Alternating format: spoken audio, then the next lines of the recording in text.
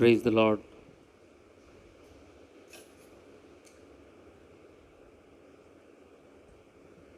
మన ప్రభు అయిన యేసుక్రీస్తు వారి నామంలో అందరికీ వందనాలండి. దేవునికి స్తోత్రం కలుగును గాక. హల్లెలూయా. ఈ పునరుద్ధానపు ఆరాధనలో మనమందరం పాల్గొని ప్రభు నామాన్ని మహిమపరచడానికి ప్రభు మనకిచ్చిన ఈ గొప్ప భాగ్యాన్ని బట్టి దేవునికి స్తోత్రం చెల్లించుదాం. హల్లెలూయా, హల్లెలూయా. మనం కొద్ది వారాల నుంచి ధ్యానం చేస్తూ ఉన్నట్లు యెహెజ్కేలు గ్రంథంలో ఉన్న ఆ వాక్య భాగాన్ని చివరి మాటలను ధ్యానం చేసి ఈ అంశాన్ని మనం ముగించుకుందాం. యెహెజ్కేలు గ్రంథం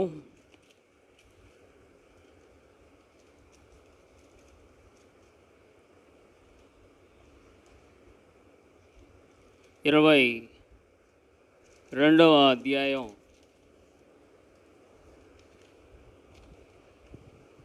30వ వచనాన్ని మనం ధ్యానం చేద్దాం.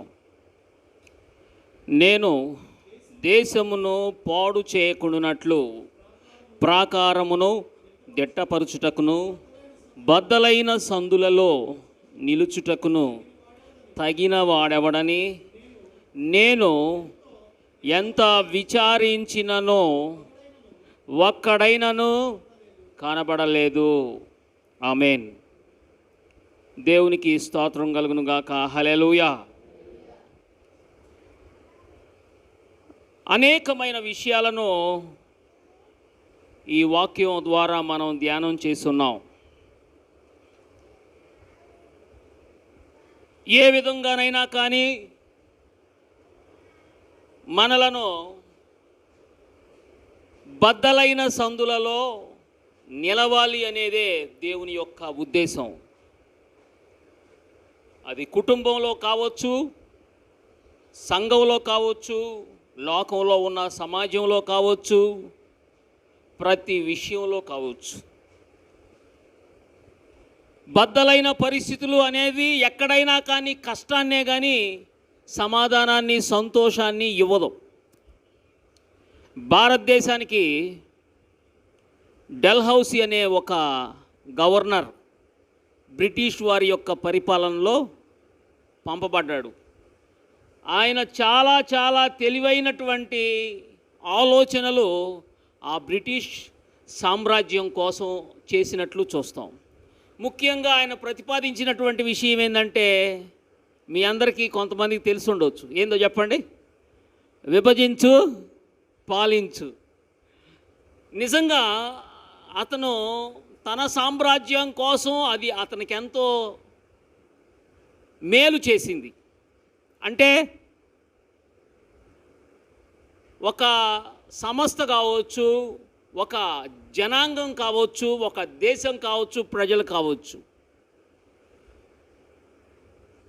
విభజించబడితే వారి బలం తగ్గిపోతుంది. అంతే కదండి? ఇంట్లో ఒక 5గురు ఉన్నారు.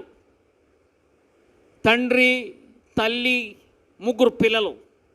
వీరు 5గురు కలిసి తండ్రి యొక్క ఉద్దేశంలో ఆయన తలపెట్టే ప్రతి పనిని చాలా నిపుణతతోటి, ఏకాగ్రతతోటి, పట్టుదలతోటి, ఇంకా ఆసక్తితో ఆ తండ్రి ఉద్దేశాలు చేస్తూ ఉన్నారు. ఓకే, నేను మీకు బాగా అర్థమయ్యేటట్టు చెప్తున్నాను. పెద్ద కొడుక్కి పెళ్ళయింది.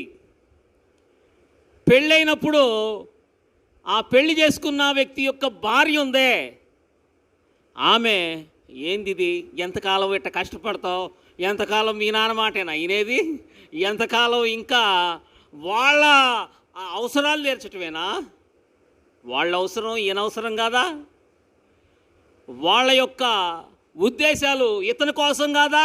అవునా కదండి? ఈ కోడల యొక్క ఉద్దేశం చొప్పున ఈ కుమారుడు, నానా నేను వేరుకి వెళ్తున్నాను అని చెప్పాడు. ఏమైంది ఇప్పుడు? ఇట్లా ఉన్న శక్తి ఇట్లా అయిపోయింది. ఏం జరిగింది ఇప్పుడు? ఇది లేదనుకోండి, ఈ 4 ఏళ్ళు ఎట్ట కష్టపడతాయి? ఒరే దున్నపోతా అని ఎవరినన్నా తిట్టాల్సి వస్తే ఒరే దున్నపోతా, ఇది లేదు, ఒరే దున్నపోతా అన్నాడు అనుకో, అమెరికాలోకి వెళ్తే దీన్ని తిట్టు అంటారు. అదొక బూతు పదం. ఓకే, అంటే వాస్తవానికి తిట్టడానికే ఆ మాట అన్నాడు. ఒకవేళ ప్రసంగికుడు అనుకోండి, ఆయనే పాస్టర్ గారు అనుకోండి, ఎట్టా అన్నాడు. ఏంది ఇదేంది? అనేక విధాలుగా హాస్యాస్పదంగా మారుతుంది. అలాగే పట్టు సడలిపోతుంది, ప్రయోజనాలు నిర్వీర్యమైపోతాయి. అవునా కాదండి? ప్రయోజనాలు తగ్గిపోతాయి. పెద్ద కుమారుడు తనకి వాస్తవంగా ఏ ఇంట్లోనైనా మీరు గమనించండి, కొద్ది శాతంలో తప్ప ఇంటికి పెద్ద పిల్లల్లో, పెద్ద కుమారులు కుమార్తెల్లో చాలా క్వాలిటీస్ ఉంటాయి. మానసికంగా కానీ శారీరకంగా కానీ అనేక విధాలుగా వాళ్ళల్లో చాలా టాలెంట్స్ ఉంటాయి. మొదటి బలం వాళ్ళలోకి వచ్చింది కాబట్టి ఓకేనండి. అందుకే దేవుడు కూడా ఎందుకో మరి జ్యేష్ఠుడు అనే పదాన్ని చాలా గొప్పగా హెచ్చిచ్చారు. అంటే ఇంటికి పెద్దవాళ్ళని ఘనపరిచాడు. ఎందుకంటే వాళ్ళల్లో బల సూచికం అంతా కూడా ప్రారంభమయ్యేది వాళ్ళ దగ్గరే. మరి ఈ పెద్ద కుమారుడు పక్కకి వెళ్ళాడు. ఈలోపు రెండో కుమారుడికి కూడా పెళ్లి వయసు వచ్చింది. ఆయన కూడా రెడీ అయ్యాడు. ఆయన రెడీ అవ్వలేదు పాపం, ఆయనదే ఉందిలే, కానీ అంతా అమ్మగారిలోనే ఉండిద్ది. అమ్మగారు వచ్చిన తర్వాత ఈయన ఏంది ఇది, ఆయన పోయాడుగా, మనం అవసరమా ఇక్కడ, మనం కుంపట పెట్టుకుందాం పదా అని చెప్పేసరికి ఇంకా బలం తగ్గింది. చిన్న ఆయన ఉన్నాడు అనుకోండి, ఆయన దగ్గర ఏం ఉండదు. ఎందుకంటే ఆల్రెడీ ఎన్ని అంటే తండ్రికి ఉన్న సదుపాయాలన్నీ ఆల్రెడీ పైన మొదట్లోనే పోతుంది, 2లో ఇంకా పోతుంది, 3లో ఏందో ఇంకేంది మొత్తం వాళ్ళే తిన్నారుగా. 3 ఆయనకి పెళ్ళైనాక ఏమంటారు, మొత్తం వాళ్ళిద్దరే తినేసారుగా, నీకేముంది బొచ్చ తప్పితే, ఇంకా నువ్వు కూర్చొని ఇక్కడేమి గాడిదలు కాస్తావా, పద మనం చేసుకుందాం అనేసరికి ఇక్కడ పిచ్చోళ్ళు ఎవరండి చెప్పండి? తల్లిదండ్రులే కదా. అంటే వాళ్ళు పడిన ప్రయాస అంతా వాళ్ళ కోసం కాదా? అవునా కాదండి? వాళ్ళ కోసం కాదా? వాళ్ళు పుట్టక ముందు నుంచే ఏమండి, పుట్టక ముందు నుంచే ఆ తండ్రి తల్లి కోసం ఎంత ప్రయాసపడతాడు. కావలసినవన్నీ తీసుకొచ్చి ఆ కడుపులో బిడ్డ క్షేమంగా ఉండాలి, ఆరోగ్యంగా ఉండాలని ఎన్నో తీసుకొచ్చి పెడతాడు కదండి. మరి అట్లాంటప్పుడు అంత జాగ్రత్తగా చేసుకున్న ఆ తల్లిదండ్రుల్ని వీళ్ళు ఈ విధంగా వదిలేయటం ఎంతవరకు న్యాయం? ఇప్పుడు వీళ్ళ బలం ఏమైపోయింది? ఇవన్నీ నేను ఎందుకు చెప్పాను చెప్పండి? విభజించబడినప్పుడు ఆ కొడుకుకి లాభం లేదు, 3 కొడుకులకి లాభం లేదు, తల్లికి లాభం లేదు, తండ్రికి లాభం లేదు, అవమానాలు మాత్రమే మిగులుతాయి. ఒకవేళ ఆ పెద్ద కొడుకో కూతురో పుట్టారు, మళ్ళీ ఎవరు అవసరం అవుతారు? అదేదో కలిసి ఉంటే ఇప్పుడు వచ్చారనుకోండి, ఏరా అవసరానికి వచ్చారా అని అమ్మ అనొచ్చు, నాన్న అనొచ్చు, వీళ్ళందరిని పక్కన పెడదాం. వీళ్ళంటే స్వతంత్రం ఉంటుంది పిల్లలు కాబట్టి. బయట వాళ్ళు అంటారు, సిగ్గు సెరవలేదురా, గాలికి వదిలేసిపోయావు, ఇప్పుడే అవసరం కోసం వచ్చావా, తుప్పుక్కుని వస్తారు మొఖం మీద. ఉయ్యరా, నేను ఖచ్చితంగా వస్తాను ముందు, వాళ్ళలో ఫస్ట్ నేనే ఉంటాను. సిగ్గు సెరవ లేకుండా బాగా మెక్కాడు, బజారును పడ్డాడు, ఇప్పుడు వచ్చి మళ్ళీ అవసరానికి అతుక్కుంటున్నాడా అని నేనే అంటానండి. అవసరమైతే ఉమ్ము కూడా వస్తాను, కాకరి చిక్కడి నుంచి లాగి. ఉయ్యాల కాదా? తల్లిదండ్రులు అంటే వాడుకొని వదిలేసేవాళ్ళ అనుబంధం, సంబంధం, ఆప్యాయత, అనురాగాలు ఎక్కడి నుంచి వస్తాయండి? అవునా కాదా? తప్పేమన్నా ఉంటే చెప్పండి, వాళ్ళని వద్దాం ముందు. తప్పు అన్న వాళ్ళని ఏం చేయాలి? ఎన్నటెన్నటికీ ఐక్యత శ్రేష్టమైంది. అందుకే వాక్యం చెప్తుంది కదా, సహోదరులు ఐక్యత కలిగి ఉండడం ఎంత మేలు, ఎంత మనోహరం. ఇదంతా ఏంటంటే విభజించబడటం వల్ల వచ్చింది. కాబట్టి సాతాను వాడు ఏం చేస్తాడంటే అనేకమైన విభజనలు చేసి అనేకమైనటువంటి రీతులుగా దేవుని బిడ్డల్ని బలహీనపరుస్తూ ఉంటాడు. మనం బాగా గమనించాలి, దేవుని యొక్క ఆలోచన ఎప్పటెప్పటికీ ఐక్యతగా ఉన్న వాళ్ళ మీదే ధ్యాస. విడిపోయిన వాడి గురించి ఆలోచిస్తాడంటే ఆలోచిస్తాడు ఎప్పుడు? వాళ్ళు మళ్ళా ఐక్యతలోకి వస్తే, వాళ్ళు మళ్ళా మారు మనసు పొందితే, వాళ్ళు మళ్ళా దేవునితో కలిస్తే, దేవుని ఉద్దేశం చొప్పున నడుచుకోవడానికి విధేయత చూపిస్తే, పశ్చాత్తాపడితే ఖచ్చితంగా చేస్తాడు. అక్కడికి వచ్చి మళ్ళీ గుంటలు తవ్వాడంటే వాడికి మళ్ళా అగాధానికి మాత్రమే దారి తప్ప ఇంకోటేం ఉండదు. మనం గమనిద్దాం, విభజనలలో కావచ్చు, దేని వలనైనా కుటుంబంలో, సంఘంలో, దేశంలో, ప్రపంచంలో అంత సమస్యలే. బద్దలైపోవడం అంటాం దాన్ని కదండి. ఈ బద్దలైన సందుల్లో నువ్వు నిలబడాలి. బద్దలైన వాళ్ళు దేవునికి వేరుగా పోయిన వాళ్ళు. నువ్వు గమనించు, నీ కళ్ళతో నువ్వు చూస్తూ ఉండగా ఎంతమంది దేవుడికి వేరైపోయారు. దేవుని యొక్క చూడండి ఉద్దేశాలకు వేరైపోయిన వాళ్ళు, దేవుని సంఘానికి వేరైపోయిన వాళ్ళు, కుటుంబాలలో సంబంధ బాంధవ్యాలకు వేరైపోయిన వాళ్ళు. మనం అందరినీ చూడాలి, అందరినీ పరిశీలించాలి. ఎందుకంటే నువ్వు బద్దలైన సందులో నువ్వే నిలబడాలి. కాబట్టి నువ్వు నిలబడి అనేకులను ఆ బద్దలైన సందులను సరిచేయించి నువ్వు నిలబెట్టాలి. ఇది నీ మీద పెట్టబడిన భారం. ఇది ఎవరో ఒకళ్ళకి కాదు, అందరికీ సంబంధించింది. ప్రతి ఒక్కళ్ళు నిలబడాలి, ప్రతి ఒక్కళ్ళు చక్కగా నిలబడి చేయాలి. నేను ఒక విషయంలో మన సహోదరులు, ముస్లిం సహోదరులను నేను మెచ్చుకుంటాను, ఎంతో గొప్పగా మెచ్చుకుంటాను. వాళ్ళు మసీదుకి వెళ్ళని వాళ్ళని గురించి చూడండి, పొద్దున్నే ఒక 5-6 కలిసి వస్తారు. వచ్చి, ఎందుకంటే నేను ఇక్కడ చూసేవాడిని కదా, ఎదురుగా మరి మన బాజీ వాళ్ళు ఇళ్ళు ఉండేవాళ్ళు. వాళ్ళంతగా ఏమి మసీదులకి వెళ్ళరు. వాళ్ళ నాన్న ఎప్పుడన్నా వెళ్ళేవాడు, ఆయన కూడా సరిగ్గా వెళ్ళడు. వాళ్ళని ఎట్లయితే మొత్తానికి వాళ్ళని మోటివేట్ చేసి చక్కగా ఆ తర్వాత వాళ్ళందరినీ కూడా మసీదుకు తీసుకెళ్ళేవాళ్ళు.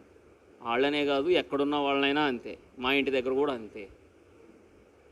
అంత ఆసక్తి క్రైస్తవులైన దేవుని బిడ్డల్లో చాలా చాలా తక్కువగా ఉంది. అదేదో ఆ నామోషిగా భావిస్తారండి, అవమానంగా వాళ్ళు నీ సహోదరులు, నీ సహోదరులు. ఎందుకంటే దేవుని సంఘంలో ఉన్న నీ ప్రక్కన వాళ్ళతో మాట్లాడటానికి నీకు అవమానంగా భావిస్తున్నావే, తలవంపులుగా ఫీల్ అవుతున్నావు. ఏంది నీ బడాయి, నీ గర్వం, ఏంది నీ అతిశయం? నీ ప్రక్కన వాళ్ళకి వందనాలు చెప్పలేని నీ బడాయి ఎంతవరకు దేవుడిని మెచ్చుకుంటాడా, ఒప్పుకుంటాడా? నీ కుటుంబంలో నీ పిల్లలు ఉన్నారు, వాళ్ళు ఒకళ్ళతో ఒకళ్ళు మాట్లాడుకోవడం, నువ్వు హాయిగా పగలబడి నవ్వుతావు కదా. దేవుడికి ఎట్లా ఉంటుంది మరి? మీరే కలిసి సంతోషంగా ఉండలేకపోతే అది బద్దలైన సందులు కాదా? నీ తోటి వాళ్ళందరితో ప్రేమగా, వాస్తవానికి మనం గమనిస్తే వాక్యంలో ఉన్న ప్రేమ అనే పదం ఉంది చూడండి. ఈ ప్రేమ అనే పదం ఈ బద్దలైన సందుల్ని చక్కగా పూర్తి చేసేసింది. ప్రేమ దోషములను చెప్పండి కప్పటం అంటే ఏంటంటే ఈ బద్దలైన సందులన్నింటినీ కప్పేసింది. ఓకే, కొన్నిసార్లు ఒక గ్యాప్ ఉంటుంది అన్నమాట, వయసులో ఉండే గ్యాప్. పెద్దోళ్ళు కొన్నిసార్లు చిన్నోళ్ళతో మాట్లాడగలుగుతారు, చిన్నోళ్ళు ఆయన ముసలోళ్ళతో ఏం మాట్లాడనా సార్ కదా. ఇంకొన్నిసార్లు ధనవంతులైన వాళ్ళతో పిల్లలు మాట్లాడలేరు, వాళ్ళు ఏం పట్టించుకుంటారు మనల్ని, ఏం పర్లేదు. నీ వందనాలు నువ్వు చెప్పినప్పుడు వాళ్ళు పట్టించుకోకపోతే నీకు వచ్చిన పెద్ద గండేం లేదు. కానీ నువ్వు చెప్పిన ఆ వందనం వచ్చిన నీకు ఆశీర్వాదం తీసుకొచ్చింది. ఏమంటే నువ్వు మాట్లాడినా నీతో వాళ్ళు మాట్లాడకపోతే నీకు 2 అంతల లాభం. కొంతమందికి వందనాలు చెప్పటం అస్సలకి అలవాటే లేదు. వాడు సొమ్మేదో పోతుంది అన్నట్టుగా ఫీల్ అవుతాడు, కానీ వాడు నష్టపోతాడు. నాకు చాలామంది తెలుసండి, వాళ్ళు ఎవరో అయితే నేను అసలు అనుకోను, నా దగ్గర రక్షణ పొందిన వాళ్ళకి ముఖం చూసి వందనాలు చెప్పడానికి ముఖం రాదు. వాస్తవంగా దానివల్ల వాళ్ళకి ఎంత నష్టం. భారతదేశంలో మంచి ఆచారం ఉంది, చెప్పండి ఏంటిది? నమస్కారం అండి అని చెప్తారు. ఎట్లా చెప్తేనంట ఎన్నో లాభాలు ఉన్నాయంట. ఎట్లా చెప్తే ఎన్నో వెంటనే మన కళ్ళు అంటే అక్కడికి వెళ్తాయంట. వెళ్ళగానే ఇక్కడ ఒక పవర్ రిలీజ్ అవుతుందంట. వందనం వచ్చిన కూడా అంతే కదా, వందనాలండి అనగానే నీలో ఒక పాజిటివ్ పవర్స్ రిలీజ్ అవుతాయి, ఒక గొప్ప శక్తి నీలో రిలీజ్ అయింది. అది నీకేం చేసిద్దో తెలుసా? నీకు ఆరోగ్యాన్ని, ఆయుష్ని, ముఖ్యంగా ఆ క్షణంలో నీకేం చేసిద్దో తెలుసా? నువ్వు చక్కగా పళ్ళు గిల్లిస్తావు. వందనాలు అని ఎవడన్నా అంటాడా? ఏమన్నా అంటారా? మొహం బాడ్చుకో వందనాలు అనేవాళ్ళు ఎవడన్నా ఉంటాడా? ఎవడు నాకులాగా పళ్ళు గిలిచ్చి వందనాలు అన్నా అంటారు, అంతేనా? అది నవ్వటం వల్ల ఎన్ని లాభాలు అంటే అక్కడ ఇంకొక పదం ఉందని, నవ్వు నాలుగు అందాలకు చేయటం. ఎక్కడ పడితే అక్కడ రోడ్డు మీద పోయే వాళ్ళని అనటం వల్ల ప్రయోజనం కాదు, వాళ్ళు కాదు. ఆయన ఎవరినో అనుకుంటారు రోడ్డు మీద అట్ట కేకేస్తే. మనం గమనిస్తే ఒకళ్ళకొకళ్ళు వందనాలు చెప్పుకోవటం వల్ల అనేకమైన నష్టాలను మనం అధిగమిస్తాం. ముఖ్యంగా సంఘంలో, దేవుని సంఘంలో ఉన్న దేవుని ప్రజలు ఆ అగాధాన్ని కదిలించాలి. అందువల్ల ఐక్యత సమకూర్చబడుతుంది. ఐక్యత అవసరం కోసం వందనాలు చెబితే వాటి గురించి లెక్కేసుకుంటారు కదా, లెక్కేసుకుంటారు లేదా? మామూలుగా అసలు పట్టించుకోకుండా తిరుగుతా అవసరం వచ్చినప్పుడు వందనాలు అక్క బాగున్నావా అన్నారు అనుకో, అబ్బాయి ఈడేదో వేస్తున్నాడు అయ్యా నాకు, ఏదో బూస్టింగ్ వేస్తున్నాడు, దేనికో దారం వేస్తున్నాడు కొండలు లాగటానికి అని అర్థం చేసుకుంటారు. అట్లా కాదు, ఒకళ్ళతో అవసరం కోసం వందనాలు చెప్పడం కాదు, కానీ అన్ని సందర్భాల్లో అన్ని సమయాల్లో మనము ప్రభు ప్రేమను పంచగలుగునట్టు బలవంతులంగా ఉండాలి. వాస్తవంగా వందనాలు చెప్పలేకపోతే వాడు ఎంతో వీక్ అని చెప్పుకోవాలి. ఏమండి, ఏంటిది వీక్? స్పిరిచువల్లీ వీకెండ్ పర్సన్స్ వందనాలు చెప్పలేరు. ఎందుకంటే వాళ్ళకి అదొక నామోషిగా ఉంటుంది. ఎందుకంటే వాళ్ళలో లోకం పనిచేస్తుంది. ఒప్పుకుంటారండి? ఖచ్చితంగా నువ్వు నీ తోటి వాళ్ళని కలుపుకోవాలి. అక్కడ గ్యాప్ పోతుంది. నీ కుటుంబంలో ఎవరన్నా అంటనే అట్టు ఉంటట్టయితే వాళ్ళని కలుపుకోవాలి, పరామర్శించాలి, మాట్లాడాలి. నీ సంఘంలో ఎవరైనా దూరంగా ఉంటే వాళ్ళ సమస్య ఏందో కనుక్కోవాలి. ఏమండి, అంటే కొన్ని సందర్భాల్లో 10 సార్లు చెబుతాం, 20 సార్లు చెబుతాం, వాళ్ళు అంతే ఉంటున్నారు. ఏం చేయాలి? వాళ్ళని వాక్యం చెప్తున్నట్లుగా ఏం చేయాలి? వాళ్ళని వదిలేసేసేయాలి, అంతే కదా? చెప్పగలిగినన్ని సార్లు చెప్పాలి. ఒకసారి చెప్పి నాకు ఇసుకొచ్చింది అని అంటాం తప్పు కదా. చెప్పాలి. వాస్తవంగా నువ్వు చెప్పేటప్పుడల్లా నీకు జీతం వచ్చింది. దేవుడి నుంచి నీకు ఎన్నిసార్లు చెప్పావో అన్నిసార్లు నీకు జీతం వచ్చింది. ఓకే, చూడండి, మనం గమనిస్తే ఎన్నిసార్లు నువ్వు అనేకుల్ని పరామర్శిస్తే అన్నిసార్లు దేవుడు నీకు జీతం ఇస్తాడు.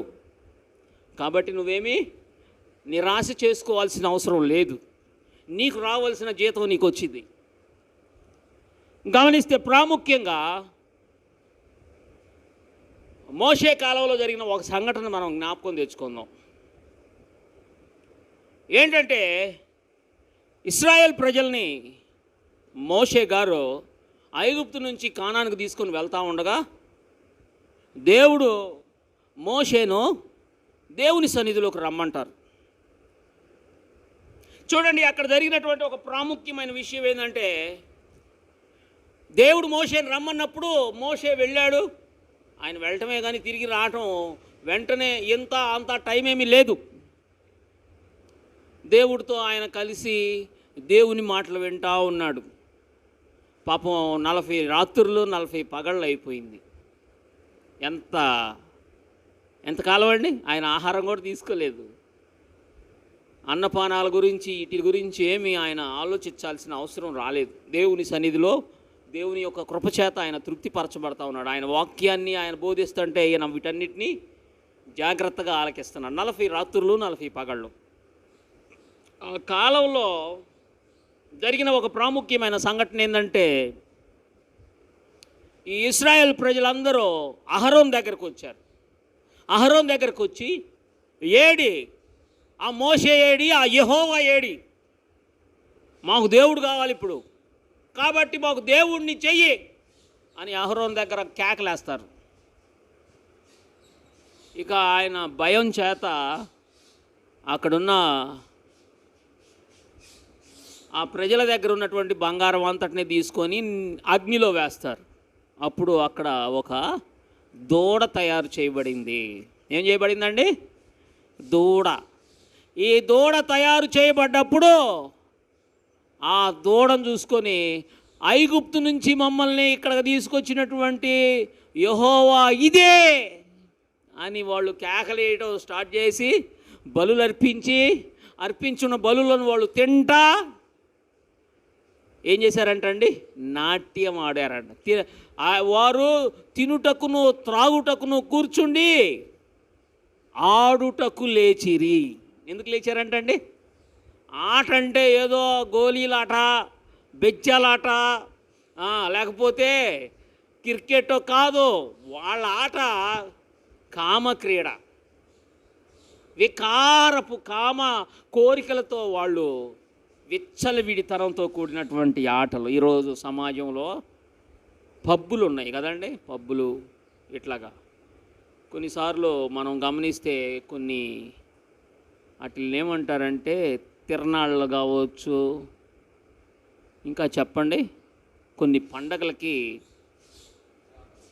అనయ్య జాతరలకు కావచ్చు, కొన్ని పండగలకి వాళ్ళు ఏం చేస్తారంటే ఆ బండ్ల మీద కట్టుకొని ఆడపిల్లల్ని వాళ్ళేమో డబ్బుల కోసం, వీళ్ళేమో వీళ్ళ యొక్క ఆ కోరికలు తీర్చుకోవడం కోసం వికారంగా డ్యాన్స్ చేస్తూ ఉంటారు.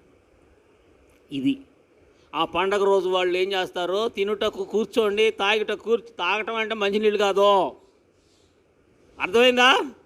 మంచినీళ్ళు తాగటం ఏదో తిని ఆట ఆడుకోవడానికి కాదు, వికారపు వాళ్ళ కోరికలు తీర్చుకోవటానికి విచ్చలవిడితనంగా గంతులేస్తూ ఉంటారు.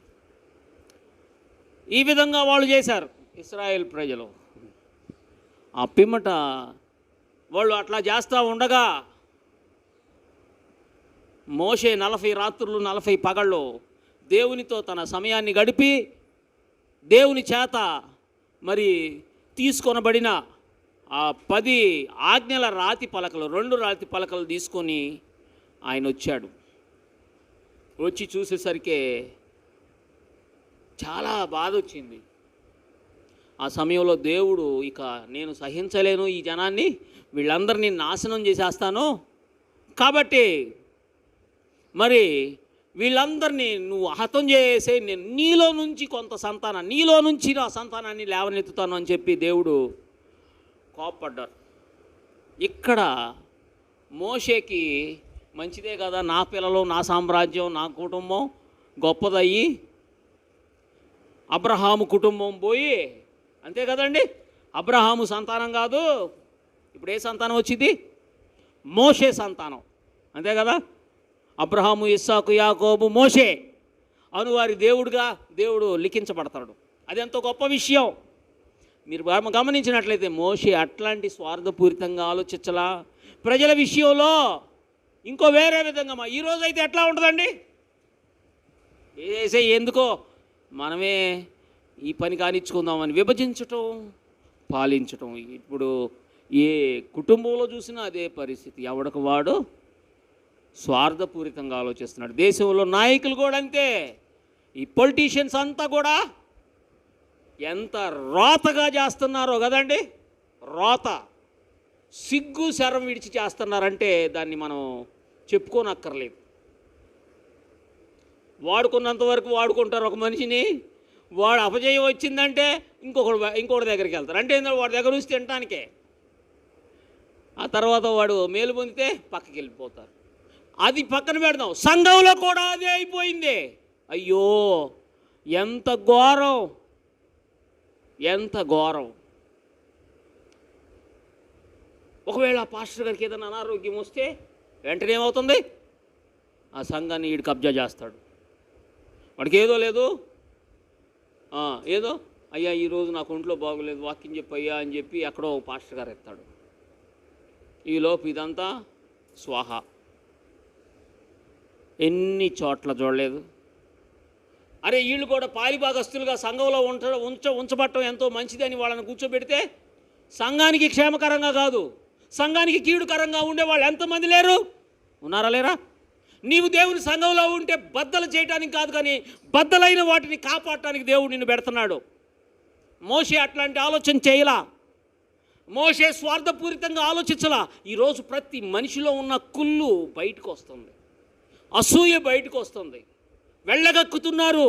అయ్యో ఎంత ఘోరం! మోషే అట్లాంటి ఆలోచనలు చేయలా. ఒక మోషేలాగా నువ్వు నిలబడాలి. నేను నా దేవుని కుటుంబాన్ని బాగు చేసుకోవాలి, నేను నా దేవుని సంఘాన్ని కట్టాలి కాదు పడగొట్టాలి అనే ఆలోచనలు ఎక్కువగా ఉన్నాయి. పోతే పోయింది. పడగొట్టినట్టు పోతున్నాడా? పడగొట్టినోడితోటి చక్కగా వందనాలు బ్రదర్, అదెంత ఘోరం! సంఘానికి కీడు చేసిన వాళ్ళతో మనం కలిసి ఉండటమే ఘోరమైన పాపం. కోరాహు, అబీరాము, దాతాన్లు అనే ముగ్గురు గురించి చూస్తాం. కోరాహుతో అబీరాము, దాతాను ఇంకా 200 మంది కలిసారు. మొత్తం పోయి ఎక్కడికి పోయారండి? పాతాళానికి పోయారు. నీవు ఈ విభజించే సాతానుతోనైనా, వాడిని అనుసరించి దేవుని సంఘాన్ని పాడు చేసినటువంటి వాళ్ళతోనైనా మనం వెళ్ళకూడదు. అవకాశం ఉంటే వాళ్ళ కోసం నువ్వు ప్రార్థన చేయి, వాళ్ళని దేవుని సంఘంలోకి తీసుకురా. అక్కడ మోషే ఏం చేశాడో తెలుసా అండి? దేవుని మనసు మారేటట్టుగా ప్రార్థన చేశాడు. అయ్యా వద్దు, నీకు అవమానం కలుగుతుంది. ఆ ప్రజలను ఇక్కడ దాకా తీసుకొచ్చి ఇక్కడ వాళ్ళని నశింపజేశాడు, హతమార్చాడు అనే చెడ్డ పేరు వచ్చిద్దయ్యా అని దేవుడిని వేడుకున్నాడు.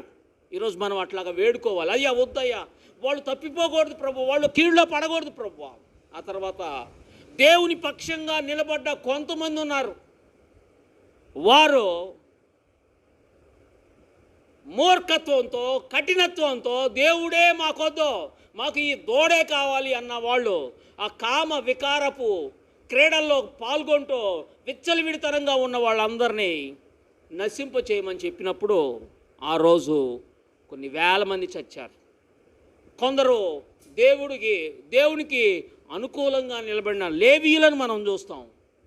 ఆ లేవీయులు ఈ మార్పు నొందనటువంటి వాళ్ళను చంపేయడం జరిగింది. ఈరోజు మనం ఆ లేవీయుల వలె పోరాటం చేయాలి దేవుని నామం పేరట. మనం చంపడానికి కాదు, కానీ వాళ్ళలో ఉన్న దుష్ట శక్తిని చంపడానికి మన ప్రార్థనా శక్తి ద్వారా మోషే వలె మనం ప్రార్థన చేయాలి. ప్రార్థనలో గొప్ప శక్తి ఉంది. మోషే దేవుని యొక్క మనసు మార్చాడు. లేవీయుల వలె లేచి మనం పోరాటం చేయాలి ప్రార్థనలో. ఒక్కసారి మన జీవితాలు మనం పరిశీలన చేసుకోవాల్సిన వాళ్ళంగా ఉన్నాం. దేవుడు నిన్ను లేవనెత్తి ఒక ఉన్నతమైనటువంటి మోషే వలె చెయ్యాలని కోరుకుంటున్నారు. వాక్యంలో మనం చూస్తే చూడండి, కీర్తనల గ్రంథం 102వ కీర్తన 17వ వచనాన్ని ఒకసారి చూద్దాం.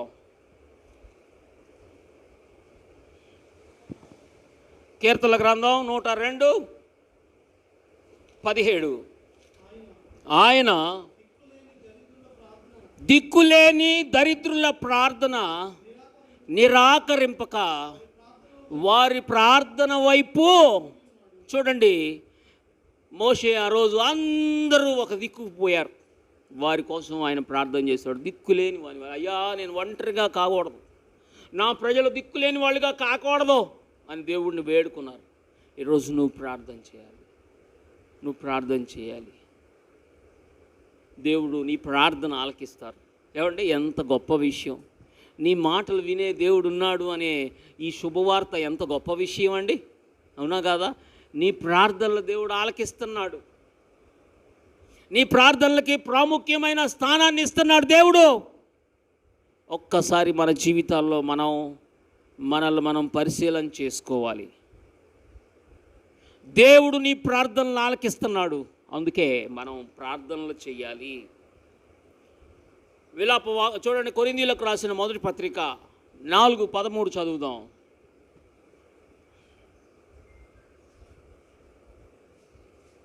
కొరింథీయులకు రాసిన మొదటి పత్రిక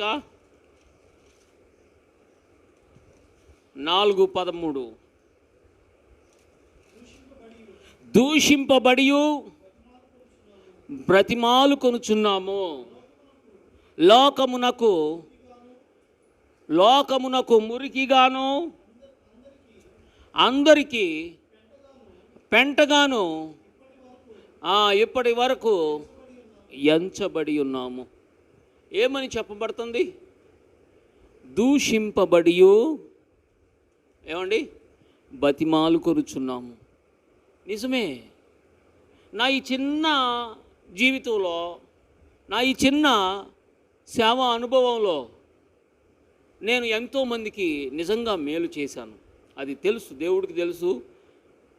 ఎంతో మేలు చేశాను. వారి పరిస్థితిక లేదు అని అనుకున్న వాళ్ళకు కూడా నేను మేలు చేశాను. అప్పుడు వాళ్ళ నుంచి నాకేమొచ్చిందండి తెలుసండి?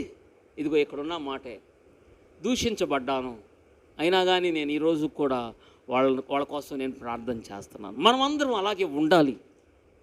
నువ్వు చూడండి, ఒక పౌలు వలె దేవుని ఎదుట ప్రార్థన చెయ్యాలి.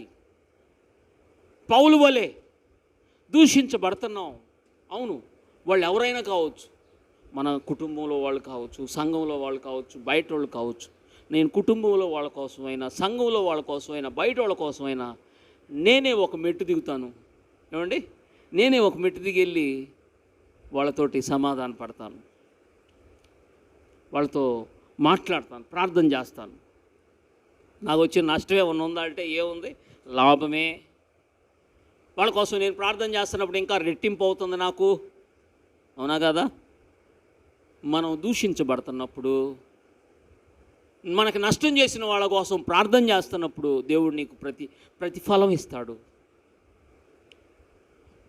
ఒకవేళ మనం అప్పుడు అటువంటి పరిస్థితుల్లో లోకంలో మనం మురికిగా కనపడవచ్చు. లోకంలో వాళ్ళు మనల్ని చులకనగా చూడవచ్చు, పెంటగా కనపడినట్టు తీసి అవతలేస్తున్నట్టు ఉండవచ్చు. ఎవడండి మనిషి ఎంతకాలం బ్రతుకుతాడు? ఎంతకాలం? 70 సంవత్సరాలు బ్రతుకుతాడు, ఆడు చేస్తాడు. కానీ మనల్ని హెచ్చించే దేవుడు ఒక ఆయన ఉన్నాడు. ఎంతకాలం? యుగ యుగాలు ఉంటాడు కదా. నిన్ను హెచ్చించే దేవుడు, నిన్ను చులకనగా హేళనగా అవమానంగా చేసిన వ్యక్తి చస్తాడు.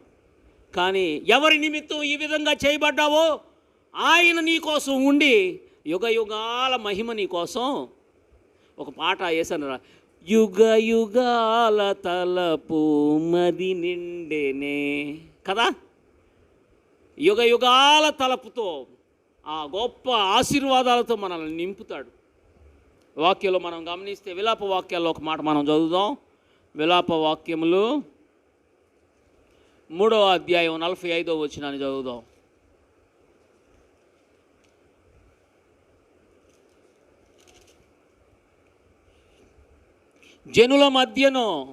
జనుల మధ్య మమ్మను మస్టుగాను చెత్తగాను పెట్టి ఉన్నావు.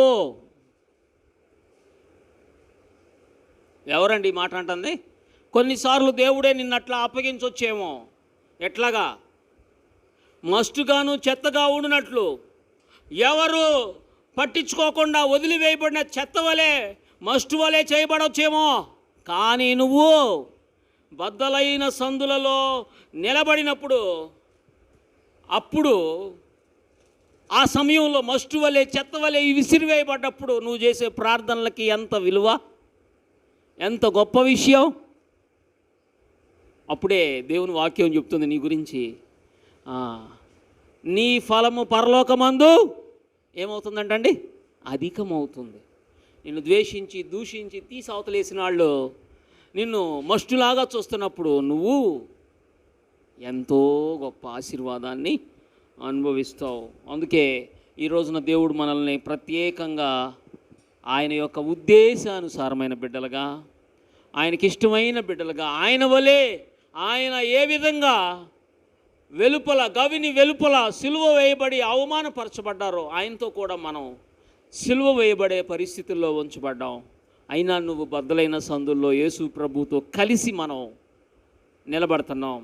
బద్దలైన సందుల్లో మనం ఉంటున్నాం. ఆ బద్దలైన సందుల్లో నువ్వు ఉండి ఆయన కృపలో మనం కూడా ఆయన పోలిన వారిమై చూడండి, పౌలు గారు అంటాడు, నేను క్రీస్తును పోలి నడుచుకుంటున్నాను. అందుకే ఆయన గవిని వెలుపల ఎన్నో శ్రమలు పడ్డాడు. పౌలు గారు ఆయన పడిన శ్రమలు అన్నీ కాదు. నేను క్రీస్తుని పోలి నడుచుకున్న ప్రకారం మీరు నన్ను పోలి నడుచుకొనుడి. మనం కూడా అట్టి కృపలో నడుచుకున్నట్లు ప్రభు మనకు సహాయం చేయాలని మనమందరం ప్రార్థన చేద్దాం. అందరం తలలో ఉంచి ప్రభువుని వేడుకుందాం. లేచి నిలవబడి ప్రార్థన చేద్దాం. హల్లెలూయా, హల్లెలూయా, హల్లెలూయా, ఆమేన్, హల్లెలూయా. యేసయ్యా నీ కృప తలంచగానే నా శ్రమలుగా అనిపించలేదే. యేసయ్యా నీ కృప తలంచగానే నా శ్రమలుగా అనిపించలేదే. నీవు నాకిచ్చే మహిమ ఎదుట ఇవి ఎన్నదగినవి కావే.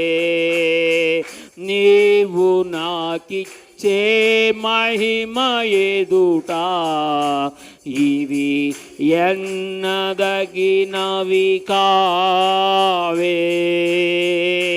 సుగుణాల సంపన్నుడా, స్తుతిగానాల వారసుడా, జీవింతును నిత్యము నీ నీడలో, ఆస్వాదింతును నీ మాటల మకరందము. జీవింతును నిత్యము నీ నీడలో, ఆస్వాదింతును నీ మాటల మకరందము. ప్రభువు ఈ మాటలు మన వినికిడిలో దీవించి ఆశీర్వదించునుగాక. ఆమేన్. ప్రార్థన చేద్దాం.